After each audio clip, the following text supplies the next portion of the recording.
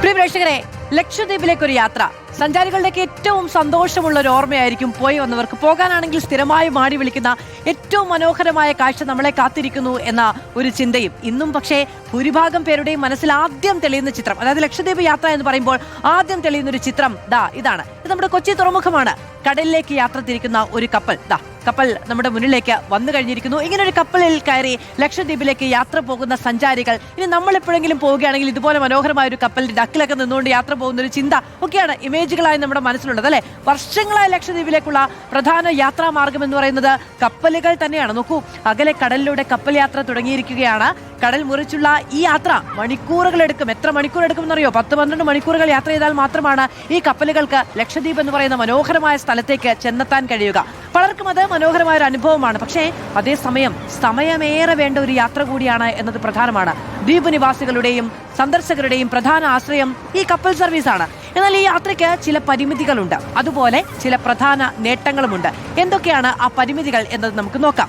ആദ്യത്തെ പരിമിതി എന്ന് പറയുന്നത് മണിക്കൂറുകൾ നീളുന്ന യാത്ര തന്നെയാണ് എന്നതാണ്. രണ്ടാമത്തേത് കൂടുതൽ യാത്രക്കാർക്ക് പോകാൻ കഴിയുമെന്നുള്ളതാണ്. കാലാവസ്ഥ മറ്റൊരു പ്രധാനപ്പെട്ട കാര്യമാണ്. അതായത് കടൽ മുറിച്ചുള്ള യാത്രയായതിനാൽ ലക്ഷ്യസ്ഥാനത്തേക്ക് എത്താൻ മണിക്കൂറുകൾ വേണ്ടിവരും. നമ്മൾ നേരത്തെ പറഞ്ഞു. അതുകൊണ്ട് തന്നെ യാത്ര മുൻകൂട്ടി ആസൂത്രണം ചെയ്യേണ്ടി വരും. രണ്ടാമത്തേത് ഒരേ സമയം കൂടുതൽ യാത്രക്കാരെയും ചരക്കുകളെയും കൊണ്ടുപോകാൻ കപ്പലുകൾക്ക് കഴിയും എന്നതുകൂടിയാണ്. അതുതന്നെ ദ്വീപുകളിലേക്കുള്ള ഗതാഗതത്തിന് പ്രധാന ആശ്രയം കപ്പലാണ്. കൂടുതൽ ആളുകൾക്ക് ഒരുമിച്ച് പോകാൻ കഴിയുമെന്നത് പ്രധാനമാണ്. അതുപോലെ ചരക്കുകളും കൂടുതലായി കൊണ്ടുപോകാൻ കഴിയും. മൂന്നാമത്തേതാണ് ഏറ്റവും പ്രധാനപ്പെട്ട കാര്യം, കാലാവസ്ഥ.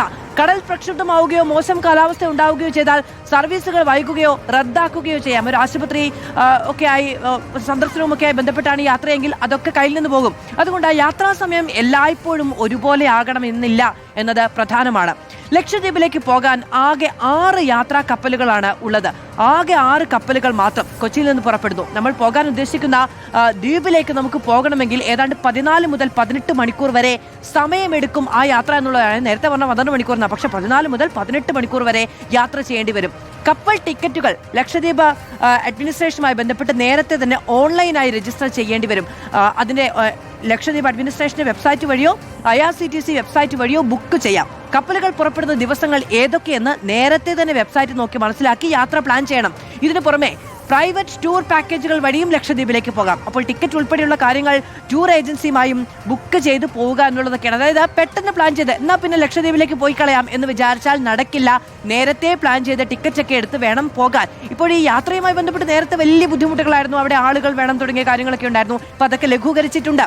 കപ്പലിന് പുറമെ മറ്റൊരു പ്രധാന യാത്രാ മാർഗമുണ്ട്. എന്താണെന്നറിയാമോ? ഹെലികോപ്റ്ററാണ്. ഹെലികോപ്റ്റർ ഇപ്പോൾ നമ്മുടെ അടുത്തേക്ക് വരും. നമ്മുടെ AR ആകാശത്ത് വന്നു AR ആകാശത്ത് വട്ടമിട്ട് പറക്കുന്ന ഒരു ഹെലികോപ്റ്റർ നമുക്ക് കാണാം. ഹെലികോപ്റ്റർ വേണമെങ്കിലും പോകാം. വേഗത്തിൽ ലക്ഷ്യസ്ഥാനത്തേക്ക് എത്താൻ കഴിയുമെങ്കിലും എല്ലാവർക്കും ഒന്നും ഈ ഹെലികോപ്റ്റർ ഉപയോഗിക്കാൻ കഴിയുന്ന സാഹചര്യമില്ല. നമുക്ക് നമ്മൾ ചില സിനിമകളിലൊക്കെ കണ്ടിട്ടുണ്ട് എങ്ങനെയാണ് ഈ ലക്ഷദ്വീപ് യാത്ര ഹെലികോപ്റ്റർ മാർഗത്തിൽ കൂടി പോവുക എന്നുള്ളതൊക്കെ. എന്തായാലും നമുക്ക് ഈ AR സാങ്കേതിക വിദ്യ സഹായത്തോടെ കപ്പലിൽ വേണമെങ്കിൽ പോകാം, ഹെലികോപ്റ്ററിൽ വേണമെങ്കിൽ പോകാം. അതിന്റെ സവിശേഷതകളൊക്കെ കാണാൻ കഴിയും. പക്ഷേ ഹെലികോപ്റ്ററിന് ഒരു പ്രശ്നമുണ്ട്. ഹെലികോപ്റ്റർ ഇവിടെ ഇപ്പം നമ്മുടെ AR ആകാശത്ത് നിൽക്കുന്നത് പോലെ ഇങ്ങനെ നിന്ന് വട്ടം ചുറ്റാൻ പറ്റില്ല എന്നൊരു പ്രശ്നം കൂടിയുണ്ട്.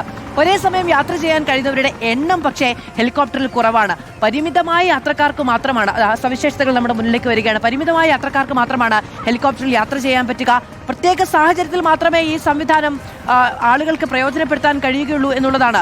യാത്രാ സൗകര്യമായ ഹെലികോപ്റ്ററിനെ ഉപയോഗിക്കാൻ സാധാരണക്കാർക്ക് കഴിയില്ല. ഔദ്യോഗിക യാത്രകൾ, പ്രത്യേക അനുമതിയുള്ള യാത്രകൾ, മറ്റു പ്രത്യേക സാഹചര്യങ്ങൾ എന്നിവയിലാണ് ഹെലികോപ്റ്ററുകൾക്ക് കൂടുതലായും സർവീസ് നടത്താൻ കഴിയുക. മെഡിക്കൽ അടിയന്തരാവസ്ഥകളിൽ രോഗികളെയും ആവശ്യമായ സംഘങ്ങളെയും വേഗത്തിൽ എത്തിക്കാനാണ് ഹെലികോപ്റ്റർ വലിയ സഹായമായിട്ടുള്ളത്. അതിനാൽ വേഗമുണ്ടെങ്കിലും എല്ലാവർക്കും എല്ലാ സമയത്തും ആശ്രയിക്കാൻ കഴിയുന്ന യാത്രാമാർഗമായി നമുക്ക് ഹെലികോപ്റ്ററിനെ കാണാൻ കഴിയില്ല. അഗത്തിയിലേക്കും ബംഗാരത്തേക്കും കൊച്ചിയിൽ നിന്ന് ഹെലികോപ്റ്ററുകൾ വഴി എത്താൻ സാധിക്കും. പക്ഷേ അഗത്തിയിൽ മാത്രമേ സ്ഥിരമായ ഒരു എയർ സ്ട്രിപ്പ് ഉള്ളൂ. മൺസൂൺ കാലത്ത് ഹെലികോപ്റ്റർ ലഭ്യമാകുന്നതിനനുസരിച്ച് അഗത്തിയിൽ നിന്ന് കവരത്തിയിലേക്കും ഹെലികോപ്റ്റർ വഴി സഞ്ചരിക്കാനും കഴിയും. കപ്പലുകളുമായി താരതമ്യം ചെയ്യുമ്പോൾ വളരെ ചെറിയ സമയം കൊണ്ട് ഹെലികോപ്റ്റർ ലക്ഷദ്വീപിലേക്ക് എത്തും. 1.5 മണിക്കൂർ മാത്രമാണ് ഹെലികോപ്റ്റർ യാത്രയ്ക്ക് എടുക്കുന്ന സമയം. നേരത്തെ നമ്മൾ പറഞ്ഞു ഒരു കപ്പൽ പോകണമെങ്കിൽ 14 മുതൽ 18 മണിക്കൂർ വരെ എടുക്കുമെന്ന്. പക്ഷേ ഹെലികോപ്റ്ററിലാണ് നമ്മൾ പോകുന്നത് എങ്കിൽ 1.5 മണിക്കൂർ കൊണ്ട് നമുക്ക് അവിടെ എത്താനും കഴിയും. കപ്പലുമായി താരതമ്യം ചെയ്താൽ 11 സമയം കൊണ്ട് ലക്ഷദ്വീപിലേക്ക് എത്താം എന്നതാണ് അർത്ഥം. ഇനി നമ്മൾ പറയാൻ പോകുന്നത് എന്താ? ഈ നേരത്തെ പോയ കപ്പലോ പിന്നീട് വന്ന ഹെലികോപ്റ്ററോ ഒന്നുമല്ല. ഇനി വരാൻ പോകുന്നതാണ് ലക്ഷദ്വീപ് യാത്രയിലെ വലിയ വിപ്ലവം ഉണ്ടാക്കാൻ പോകുന്ന സീപ്ലെയിൻ. നമുക്ക് സീപ്ലെയിനുകളെ കുറിച്ച് പറയാം. സീപ്ലെയിൻ വരുമ്പോൾ എന്താണ് സംഭവിക്കുക എന്നത് പരിശോധിക്കാം. കടലിനെയും ആകാശത്തെയും ഒരുപോലെ ഉപയോഗിക്കാൻ കഴിയുന്ന സീപ്ലെയിൻ സർവീസുകൾ യാഥാർത്ഥ്യമാകാൻ പോവുകയാണ്. കൊച്ചിയിൽ നിന്ന് ലക്ഷദ്വീപിലേക്ക് ഇതുപോലെ പറന്നിറങ്ങും.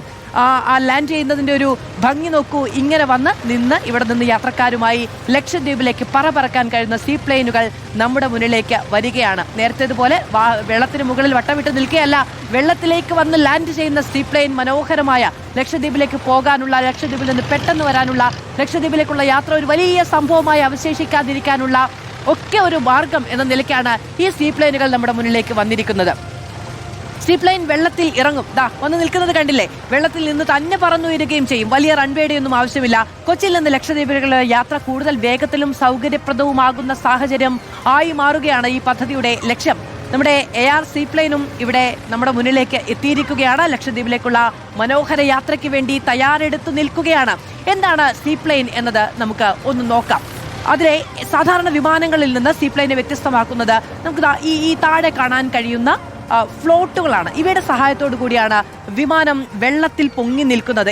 നമുക്ക് കാണാം ഈ സീപ്ലെയിന്റെ ക്ലോസിലേക്ക് പോവുകയാണെങ്കിൽ സീപ്ലെയിന്റെ 2 ഫ്ലോട്ടുകൾ നമുക്ക് കാണാൻ കഴിയും. ഈ ഫ്ലോട്ടുകളുടെ സഹായത്തോടു കൂടി സീപ്ലെയിനുകൾക്ക് വെള്ളത്തിൽ പൊങ്ങി നിൽക്കാൻ കഴിയും. അതുകൊണ്ട് തന്നെ കടലിൽ ഇറങ്ങാനും അവിടെ നിന്ന് തന്നെ വീണ്ടും പറന്നുയരാനും കഴിയും എന്നതാണ് പ്രധാനം. ദ്വീപുകളുടെയും തീരപ്രദേശങ്ങളെയും ബന്ധിപ്പിക്കാൻ സീപ്ലെയിനുകൾക്ക് സാധ്യമാകുന്നതും ഇതൊക്കെ കൊണ്ട് തന്നെയാണ്. പല ഭാഗങ്ങളിലും വർഷങ്ങളായി, ലോകത്തിന്റെ പല ഭാഗങ്ങളിലും വർഷങ്ങളായി വിജയകരമായി ഉപയോഗിക്കുന്ന ഒരു സാങ്കേതിക വിദ്യയാണ് ഈ സീപ്ലെയിൻ എന്ന് പറയുന്നത്. ഈ പദ്ധതിക്കായി ഉപയോഗിക്കുന്ന സാങ്കേതിക വിദ്യ എന്തൊക്കെയാണ് എന്നത് നമുക്ക് നോക്കാം. അതുമായി ബന്ധപ്പെട്ട വിവരങ്ങൾ കൂടി നമ്മുടെ മുന്നിലേക്ക് വരും. ട്വിൻ ഓട്ടർ സീപ്ലെയിൻ ആണ് ഉപയോഗിക്കുക. ഏകദേശം 20 യാത്രക്കാരെ ഉൾക്കൊള്ളിക്കാൻ കഴിയും. ഇരട്ട എഞ്ചിൻ സീപ്ലെയിൻ ആണ്. ഇത് നമുക്കൊന്ന് വിശദമായി ഞാൻ പ്രേക്ഷകരോട് പറയുകയും ചെയ്യാം. ട്വിൻ ഓട്ടർ വിഭാഗത്തിൽപ്പെട്ട സീപ്ലെയിനുകളാണ് ഈ സർവീസിന് വേണ്ടി ഉപയോഗിക്കുന്നത്. ചെറിയ ദൂരങ്ങളിലേക്കും ദ്വീപുകളിലേക്കും ഒക്കെ യാത്ര ചെയ്യാൻ വേണ്ടി പ്രത്യേകമായി രൂപകൽപ്പന ചെയ്ത വിമാനമാണ് ഈ ട്വിൻ ഓട്ടർ സീപ്ലെയിൻ എന്ന് പറയുന്നത്. ഒരേ സമയം ഏകദേശം 20 യാത്രക്കാർക്ക് യാത്ര ചെയ്യാൻ കഴിയും. അതിനാൽ ടൂറിസ്റ്റുകൾക്കും ചെറിയ ഗ്രൂപ്പുകൾക്കും വളരെ അനുയോജ്യമായ ഒരു സർവീസാണ് സീപ്ലെയിൻ സർവീസസ് എന്ന് പറയുന്നത്. വിമാനത്തിന്റെ ഇരുവശത്തുമായി 2 ടർബോ എഞ്ചിനുകളുണ്ട്. അതുകൊണ്ടാണ് ഇതിനെ ഇരട്ട എഞ്ചിൻ സീപ്ലെയിൻ എന്ന് വിളിക്കുന്നത്. ഇരട്ട എഞ്ചിൻ എന്നത് കൂടുതൽ വേഗം മാത്രമല്ല, സുരക്ഷയും ഉറപ്പാക്കുന്നു എന്നതുകൂടി പ്രധാനമാണ്. അതായത് ഒരു എഞ്ചിൻ തകരാറുണ്ടാവുകയാണെങ്കിൽ അടുത്ത എഞ്ചിന്റെ സഹായത്തോടു കൂടി വിമാനം സുരക്ഷിതമായി പോകും. കടലിന് മുകളിൽ കൂടിയാണല്ലോ, അപ്പോൾ സ്വാഭാവികമായും നമുക്ക് നെഞ്ചിടിപ്പൊക്കെ ഉണ്ടായിരിക്കും. അതുകൊണ്ട് ഇരട്ട എഞ്ചിൻ സീപ്ലെയിൻ ആണ്. യാതൊരു തരത്തിലും റിസ്ക് ഒന്നുമില്ലാതെ നമുക്ക് ലക്ഷദ്വീപിലേക്ക് പറക്കാൻ കഴിയും എന്നുള്ളതാണ്. ഇനി ഈ പദ്ധതിയുടെ ഏറ്റവും വലിയ പ്രത്യേകതയിലേക്കാണ് നമ്മൾ പോകുന്നത്. എന്താണ് ഏറ്റവും വലിയ ആകർഷണം? എന്താണ് അത്? യാത്രാ സമയം തന്നെയാണ്. 45 മിനിറ്റ് അകലേക്ക് മാത്രമായി ലക്ഷദ്വീപ് യാത്ര മാറുകയാണ് എന്നതാണ് ഏറ്റവും പ്രധാനം. നമ്മൾ നേരത്തെ പറഞ്ഞു കപ്പലിൽ പോവാതെ എത്ര സമയമെടുക്കും? 14 മുതൽ 18 മണിക്കൂർ വരെ, 1.5 മണിക്കൂറാണ് ഹെലികോപ്റ്റർ എടുക്കുന്നതെങ്കിൽ 45 മിനിറ്റ് കൊണ്ട് സീപ്ലെയിൻ ലക്ഷദ്വീപ് തൊടും എന്നതാണ്. മണിക്കൂറുകൾ നീളുന്ന യാത്രയ്ക്ക് പകരം 45 മിനിറ്റിൽ ലക്ഷദ്വീപിലേക്ക് എത്താൻ കഴിയുമെന്നതാണ് ഏറ്റവും വലിയ പ്രതീക്ഷ. സമയം ലാഭിക്കുമെന്നതിലുപരി കേരളവും ലക്ഷദ്വീപും തമ്മിലുള്ള ബന്ധം കൂടുതൽ ശക്തമാവുകയും ചെയ്യും. ആർക്കൊക്കെയാണ് പദ്ധതിയുടെ ഗുണം ലഭിക്കുക എന്നൊന്ന് നോക്കിയാലോ? പ്രേക്ഷകർക്ക് കുറച്ച് ഐക്കണുകൾ നമ്മുടെ ഇവിടെ ഈ സമയം പോയി കഴിഞ്ഞിട്ടുണ്ടെങ്കിൽ കുറച്ച് ഐക്കണുകൾ വരും. ആർക്കൊക്കെയാണ് ഇതിന്റെ ഗുണം എന്നത് നമുക്ക് പരിശോധിക്കാം. ആദ്യത്തേത് ഡോക്ടർമാർക്ക് വലിയ ഗുണമുണ്ടാകും. അതോടൊപ്പം തന്നെ വിദ്യാർത്ഥികൾക്ക്, വിനോദസഞ്ചാരികൾക്ക്, ദ്വീപ് നിവാസികൾക്ക്, ഇവർക്കെല്ലാവർക്കും ഈ ഗണത്തിൽ ഉൾപ്പെടുന്ന എല്ലാവർക്കും ഇതുമായി ബന്ധപ്പെട്ട് ഈ സീപ്ലെയിൻ സർവീസുകൾ ആരംഭിക്കുമ്പോൾ വലിയ ഉപകാരം ഉണ്ടാകും എന്നതാണ്. വിനോദസഞ്ചാരികൾക്ക് മാത്രമല്ല, ദ്വീപ് നിവാസികൾക്കും, അടിയന്തര ചികിത്സാ ആവശ്യങ്ങൾക്കായി യാത്ര ചെയ്യുന്നവർക്കും, വിദ്യാർത്ഥികൾക്കും, വ്യവസായങ്ങൾക്കായി യാത്ര ചെയ്യുന്നവർക്കും ഒക്കെ ലക്ഷദ്വീപിലേക്കൊക്കെ കൂടുതൽ ഇൻവെസ്റ്റ്മെന്റ് വരും എന്നതാണ് അവരുടെ പ്രതീക്ഷ. ഇത് കൂടുതൽ വേഗത്തിലും സൗകര്യപ്രദമായും യാത്ര ചെയ്യാനുള്ള അവസരമുണ്ടാക്കും. അതോടൊപ്പം ലക്ഷദ്വീപിലെ ടൂറിസം മേഖലയ്ക്ക് പുതിയ ഉണർവ് നൽകുമെന്ന പ്രതീക്ഷയുമുണ്ട്. പദ്ധതിയുടെ നേട്ടങ്ങൾ കൂടി നമുക്കൊന്ന് പറഞ്ഞു പോകാം. തിരക്കേറിയ ഇന്നത്തെ ലോകത്ത് ഏറ്റവും വിലപ്പെട്ടത് നമ്മുടെ സമയം തന്നെയാണ്. അപ്പോൾ ഈ സമയം കുറയുന്നു എന്നതാണ് ഏറ്റവും പ്രധാനപ്പെട്ട കാര്യം. ടൂറിസം വളർച്ചയുണ്ടാകും, ദ്വീപുമായുള്ള ബന്ധം മെച്ചപ്പെടുത്തും, സാമ്പത്തിക വളർച്ചയുണ്ടാകും എന്നതൊക്കെയാണ് പ്രതീക്ഷകൾ. ലോകമെമ്പാടുമുള്ള സഞ്ചാരികളുടെ ഇഷ്ടകേന്ദ്രമായി മാറിക്കൊണ്ടിരിക്കുന്ന ലക്ഷദ്വീപിന് ഈ പദ്ധതി കൂടുതൽ ടൂറിസ്റ്റുകളെ ആകർഷിക്കാൻ സഹായകരമാകുമെന്നാണ് പ്രതീക്ഷിക്കുന്നത്. ചിതറിക്കിടക്കുന്ന ദ്വീപുകളും പ്രധാന ഭൂപ്രദേശവും തമ്മിലുള്ള ബന്ധം കൂടുതൽ ശക്തമാകും എന്നതും പ്രധാനമാണ്. അതോടൊപ്പം ടൂറിസം, വ്യാപാരം, അനുബന്ധ സേവനങ്ങൾ എന്നിവയുടെയൊക്കെ പ്രാദേശിക സമ്പദ് വ്യവസ്ഥയ്ക്കും പുതിയ ഉണർവ് കിട്ടും എന്നതാണ് പ്രതീക്ഷ. ഒരു കാലത്ത് ലക്ഷദ്വീപിലേക്കുള്ള യാത്ര എന്നാൽ കപ്പൽ മാത്രമായിരുന്നു. പിന്നീട് ഹെലികോപ്റ്ററിലേക്ക് എത്തിയപ്പോൾ കടലിൽ ഇറങ്ങുകയും ആകാശത്തേക്ക് കടലിൽ നിന്ന് പറന്നുയറുകയും ചെയ്യുന്ന സീപ്ലെയിൻ കൂടി എത്തുകയാണ്. യാത്രയെ കൂടുതൽ വേഗത്തിലാക്കാനും കേരളത്തെയും ലക്ഷദ്വീപിനെയും കൂടുതൽ അടുപ്പിക്കാനും ഉള്ള വലിയ പദ്ധതിയായിട്ടാണ് ഈ സീപ്ലെയിൻ സർവീസ് നമ്മൾ കാണുന്നത്. അത് സർവീസ് ആരംഭിക്കുകയാണ്. ഇതൊരു പുതിയ സർവീസ് മാത്രമല്ല, പുതിയ അധ്യായം കൂടി ഉണ്ടാകുന്നു കേരളവും ലക്ഷദ്വീപും തമ്മിലുള്ള ബന്ധത്തിൽ എന്നുള്ളതാണ്. അപ്പോൾ അടുത്ത വെക്കേഷൻ ലക്ഷദ്വീപിലേക്ക് പ്ലാൻ ചെയ്യുക. ഇനി മുതൽ അത് എളുപ്പമാണ്. 45 മിനിറ്റ് മാത്രം അകലെയുള്ള ഒരു സുന്ദരമായ ഭൂമിയാണ്.